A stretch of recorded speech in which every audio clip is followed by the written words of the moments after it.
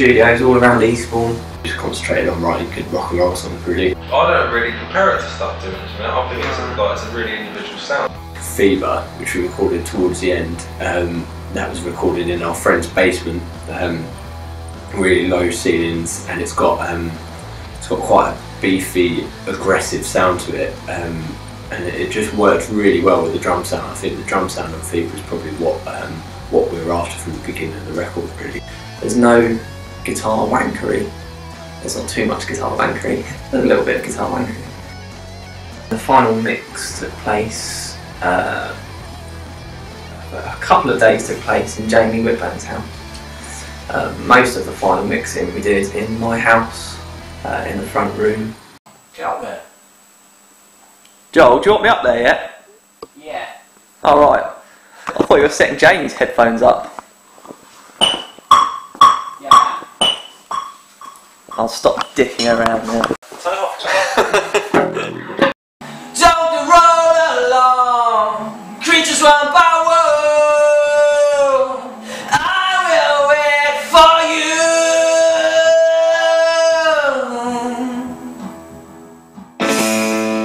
So initially we went and we were going to lay down a few tracks,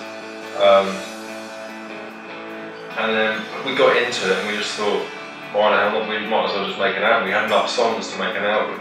And by the time we got back, we had some pretty good tracks in shape and decided to make a go of it, keep things going and make a record.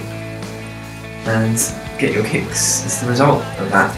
Considering it was recorded with a couple of grand's worth of equipment, it sounds like it's got that homemade element that some of the Led Zeppelin records have got. You can tell with some of them that they were made in a country manner or whatever.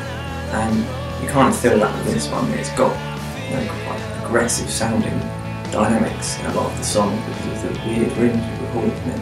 The turning point for us was when we met Joel Roberts, started recording with him. He was playing in the band Capital at the time. They had a studio space in Eastbourne, so we started recording a couple of tracks in there. And that's when it really kicked off. It worked. The relationship between Joel and us worked really well. We could kind of spend a bit more time on the record and a bit more time getting the kind of sound that we wanted. Cheers! Cheers, boys. Okay. Cheers. Good work. Cheers behind the camera. Yeah, cheers. Yeah. And you dick. Yeah. You dick. You dick. Say something funny. Good job, mate. This is really nice. This champagne tastes even better knowing it was free. This tastes great. Yeah. Do you want to tell your fans the intriguing story of the free champagne? Jamie can. No, it's not really necessary. She didn't scan it. I don't think it's necessary. Basically. No, that is the story. She didn't scan it because she said, "Have you got your ID?" And Jamie unconsciously thrust it in her face when she was scanning it. Thrust the ID. Thrust the ID in her face. She didn't scan it properly then. She just had it in her hand and then was like, oh. I think she was obliterated by my picture.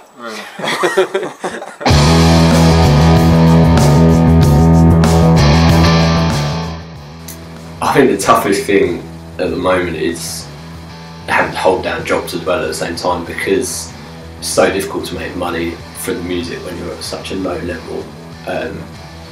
We were working quite hard at the same time, so it takes up a lot of your spare time doing stuff, and just trying to fit stuff in is really difficult. And I think that came across when we were mixing the record.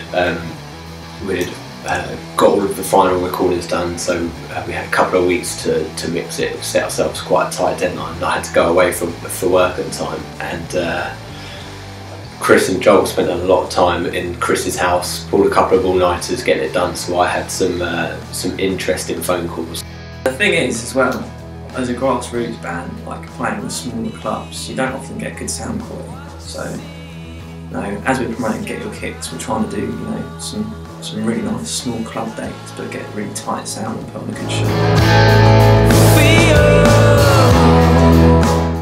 Well, I'm hoping that we play some gigs, get our name out there, get the album out there. From Get Your Kicks, obviously, we're really happy with the record. Now, if we could go around and play it to as many people as we can, it'd be brilliant. We're just looking to play as many shows as we can up and down the country. We're working out how to make a show of things, you know. We know the songs, you know, back to front, but now we're focusing on making a live show. Not going to be a rock and roll star.